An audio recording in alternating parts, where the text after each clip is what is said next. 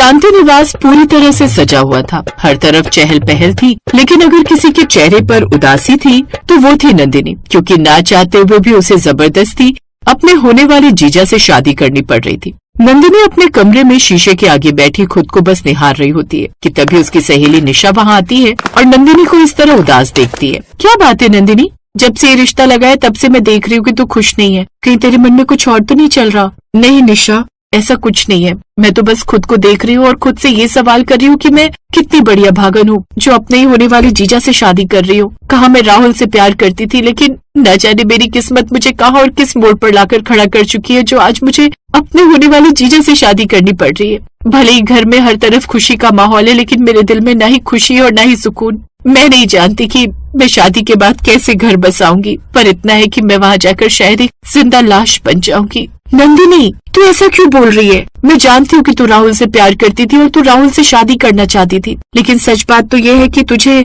अपने घर की इज्जत बचानी पड़ेगी, क्योंकि सभी को ये बात पता है कि तेरी बड़ी बहन कविता इस रिश्ते से नाखुश थी और जब शादी की डेट फिक्स हुई तो वो अपने बॉयफ्रेंड के साथ भाग गई। शायद उसके भागने की वजह से ही तेरी खुशियों की बलि चढ़ा दी गई। निशा की बात सुनकर नंदिनी एक लंबी सांस भरती है और उदास होते हुए निशा से कहती है, निशा, मैं नहीं जानती कि मैं अपनी बहन से कभी नफरत कर पाऊंगी भी या नहीं, पर सच तो ये है कि उसने अपने प्यार के लिए स्टैंड लिया है, क्योंकि मेरे घर वाले उसकी शादी जबरदस्ती करवा रहे थे। अगर आज वो स्टैंड ना लेती और जीजाजी से शादी करने को राजी हो जाती तो शायद आने वाले समय में मेरा भी यही हाल होता। मुझे कुछ समझ नहीं आ रहा निशा कि मैं क्या करूँ। अपने परिवार वालों को सही समझो या अपनी बहन को या अपनी किस्मत को, क्योंकि सच बात तो ये है कि जब घर वालों ने दीदी के रिश्ते को नहीं अपनाया था तो वो मेरे रिश्ते को क्यों ही अपनाते। मैंने तो बस अब सब कुछ भगवान पर छोड़ दिया है। अब वो जैसा करेगा मैं उसी में खुश हूँ, क्योंकि असल खुशी तो मेरे हाथों की रेखा में है ही नहीं। दरअसल नंदिनी की बड़ी बहन की शादी रोहित से हो रही थी, पर उसकी बड़ी बहन तो किसी और से प्यार करती थी,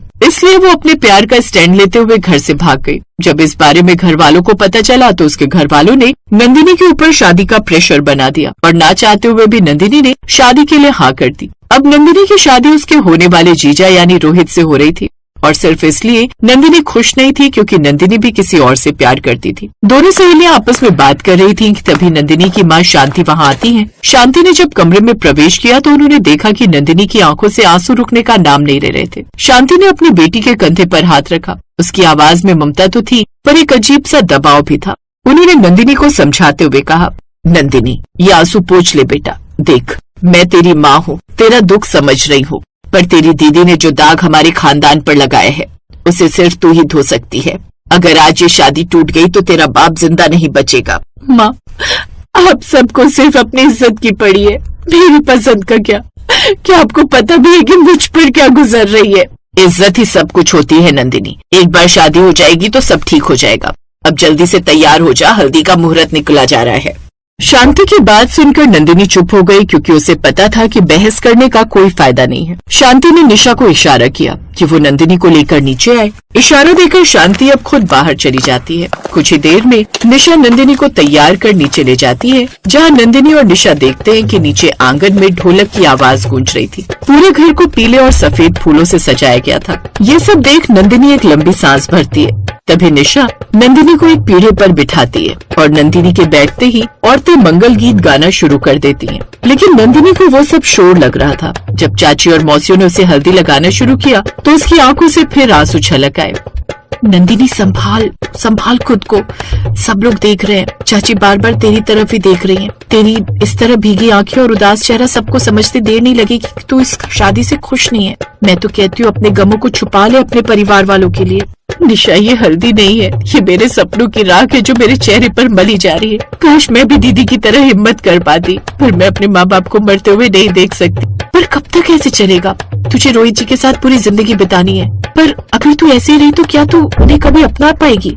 निशा की बात का नंदिनी के पास कोई जवाब नहीं था। कुछ देर में रस्म खत्म हो जाती है और नंदिनी वापस अपने कमरे में जाकर बैठ जाती है। कुछ ही घंटे में शाम हो जाती है और शाम को मेहंदी का फंक्शन शुरू हुआ। हर तरफ खुशबू फैली थी, पर नंदिनी का दम घुट रहा था। मेहंदी लगाने वाली लड़की ने जब उसके हाथ थामे और डिजाइन बनाना शुरू किया, तब मेहंदी वाली ने नंदिनी से सवाल किया, दीदी दूल्हे राजा का नाम क्या लिखना है? बीच में लिखूं या उंगलियों पर? कहीं भी लिख दो, इससे क्या फर्क पड़ता है, बस अपना काम खत्म करो। अरे इनका नाम रोहित है, वही लिख दो। नंदिनी की तबीयत थोड़ी ठीक नहीं है, इसलिए वो ऐसा बोल रही। इस तरह जैसे तैसे निशा ने बात को संभाल लिया था और थोड़ी देर बाद मेहंदी की भी रस्में खत्म हो जाती हैं। नंदिनी अब अपनी सहेली के साथ अपने कमरे में जाती है और खिड़की से उस चमकते हुए चांद को देखती है, जो हर रोज की तरह आज भी निकला हुआ था। नंदिनी मानो एक पुतले की तरह बैठी हुई थी और उसकी आंखों से सिर्फ और सिर्फ आंसू निकल रहे थे। निशा को ये सारा मंजर देख जरा भी अच्छा नहीं लग रहा था। एक पल को उसे लगा कि शायद उसे नंदिनी को घर से भगा देना चाहिए, पर क्योंकि नंदिनी अपने घर की आखिरी बेटी थी और मायके की आखिरी शादी थी, इसलिए निशा कुछ नहीं बोलती। देखते ही देखते अब शादी की रात आ गई। शांति निवास के बाहर बारात का शोर था, लाइटों की चकाचौंध थी। नंदिनी भी अब लाल जोड़े में दुल्हन बनी तैयार थी। वो अपने कमरे में अकेली बैठी थी, तभी अचानक खिड़की के पास कुछ हलचल होती है और खिड़की से राहुल आ जाता है। अपने सामने राहुल को देख मानो नंदिनी के शब्द उसके गले में ही फंस जाते हैं। वो राहुल को गले लगाना चाहती थी, पर दुल्हन बनी नंदिनी जब अपने जोड़े को देखती है तो वो खुद को रोक लेती है। राहुल की हालत पागलों जैसी हो रही थी। नंदिनी मेरे साथ चलो, मैं तुम्हें इस तरह किसी और की होते नहीं देख सकता। गाड़ी बाहर तैयार है, हम अभी इसी वक्त यहाँ से निकल सकते हैं। राहुल तुम यहाँ कैसे? तुम्हें पता है अगर किसी ने देख लिया तो क्या होगा? प्लीज यहाँ से चले जाओ। मैं कहीं नहीं जा रहा, तुम ये शादी सिर्फ दबाव में कर रही हो। क्या तुम अपनी पूरी जिंदगी उस इंसान के साथ बिता लोगी जिससे तुम्हें प्यार नहीं है? चलो मेरे साथ, हम अपनी नई दुनिया बसाएंगे। नहीं राहुल, मैं नहीं जा सकती। दीदी ने जो किया वो उनकी पसंद थी, पर मैं अपने परिवार की बर्बादी की वजह नहीं बन सकती। अगर आज मैं भाग गई तो यहाँ से मेरे पिता की अर्थी उठेगी। मैं अपने प्यार के लिए अपने पिता की जान नहीं ले सकती। तो मेरा क्या नंदिनी, मैं तुम्हारे बिना कैसे जीऊंगा? तुम्हें जीना होगा राहुल, मेरे लिए नहीं तो अपनी माँ के लिए। आज से मेरा और तुम्हारा रिश्ता खत्म। मेरे कमरे से बाहर निकलते ही तुम मुझे भूल जाना। ये मेरे मायके की आखिरी शादी है और मैं इसे अपने परिवार की इज्जत की बलि देकर बर्बाद नहीं करूंगी। प्लीज चले जाओ यहाँ से। नंदिनी की बात सुनकर राहुल वहीं घुटनों पर बैठकर फूट फूट कर रोने लगा। उसने नंदिनी के पैर तक पकड़े, बहुत गिड़गिड़ाया, पर नंदिनी ने अपने दिल पर पत्थर रख लिया और राहुल को खिड़की से ही वापस भेज दिया। नंदिनी भी वहीं बैठकर फूट फूट कर रोने लगी, क्योंकि उसने अपने माँ पिता के लिए अपने प्यार की बलि चढ़ा दी थी। कुछ देर बाद निशा नंदिनी को लेने ऊपर आती है और नंदिनी भी अब निशा के साथ शादी के मंडप पर बैठ जाती है और इस तरह अब हमेशा हमेशा के लिए नंदिनी रोहित की हो जाती है।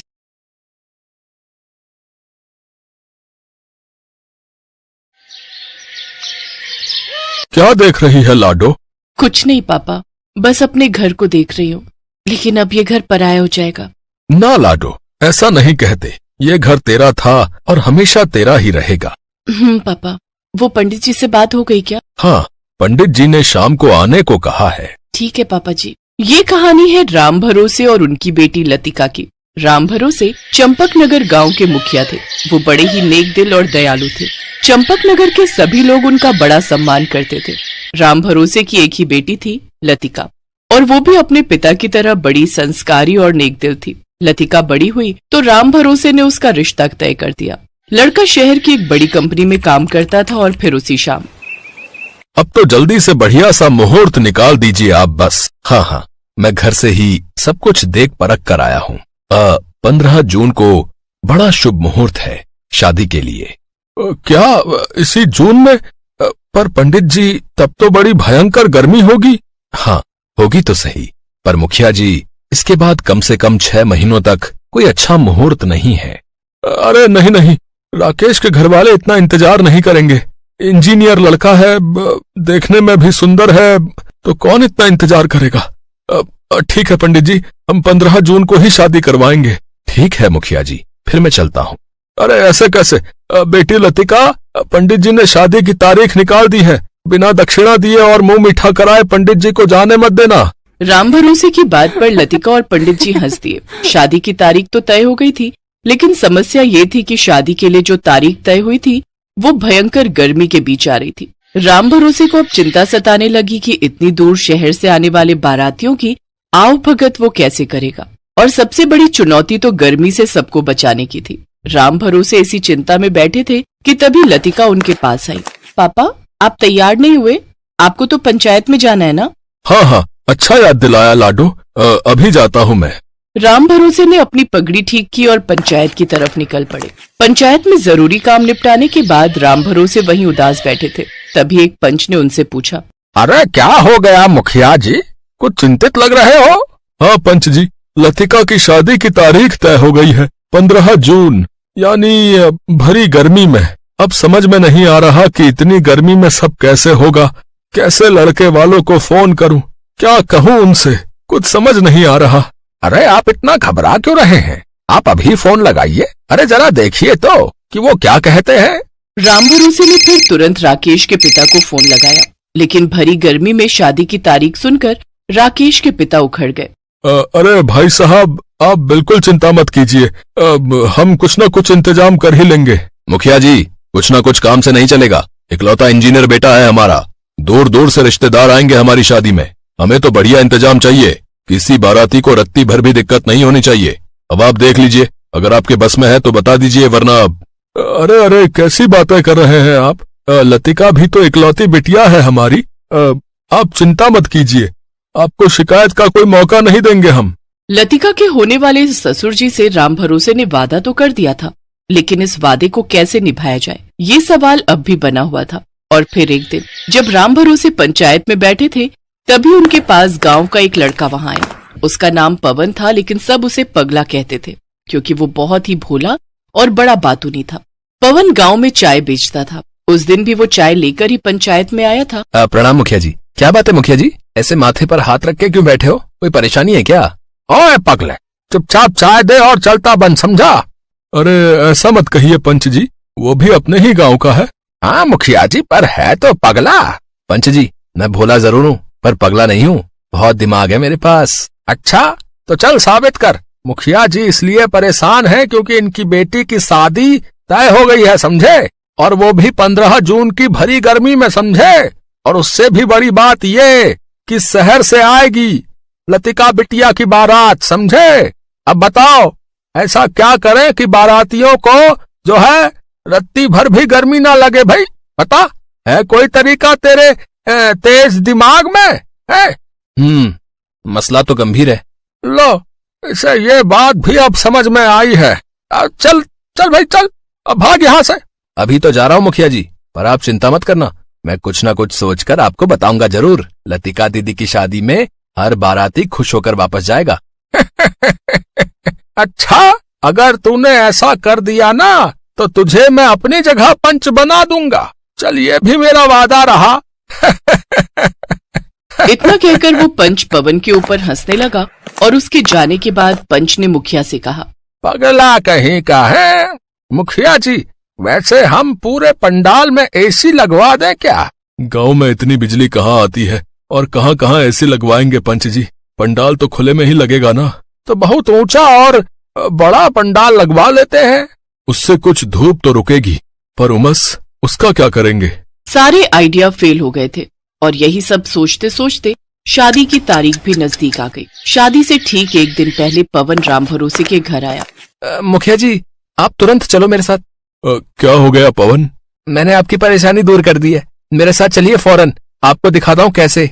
पवन राम भरोसे को एक खेत की तरफ ले गया। राम भरोसे ने देखा कि पवन ने उस खेत में पेड़ों की ठंडी छाया में एक बड़ा सा गड्ढा कर रखा था। ये क्या है पवन? गर्मी में शादी का तोड़ मुखिया जी, इससे शाम तक बढ़िया स्विमिंग पूल बना दूंगा मैं। मुखिया जी आप देखना, बाराती आएंगे और खूब मौज करेंगे यहाँ। पवन की बात सुनकर राम भरोसे के चेहरे पर मुस्कान आ गई। अब उन्हें वाकई कोई चिंता नहीं थी। अगले दिन शहर से बारात आ गई और आते ही राम भरोसे ने सबको वो बड़ा सा स्विमिंग पूल दिखाया जो ठंडे पानी से लबालब भरा हुआ था। भारी गर्मी से परेशान बाराती उसी वक्त उस पूल में कूद गए और जमकर मजे करने लगे। लतिका की शादी धूमधाम से हुई और सारे बाराती खूब खुश हुए। मान गए पापा जी, इस भीषण गर्मी में क्या तोड़ निकाला आपने। बेटा राकेश, ये पवन है, इसी का कमाल है। ये पूरा गांव इसे पगला कहता है, पर पवन ने साबित कर दिखाया कि वो कितना समझदार है। अब हाँ भाई पवन, मुझे भी अपना वादा याद है। अब तुम जो है मेरी जगह पंच बनोगे भाई। नहीं नहीं पंच जी, मैं तो पगला ही ठीक हूँ, आप संभालो अपने पंच का पद, मैं तो चला। अरे पर कहाँ? अरे मुखिया जी, बारातियों ने खूब मजे ले लिए स्विमिंग पूल के, अब हमारी यानी कि घरातियों की बारी है भाई।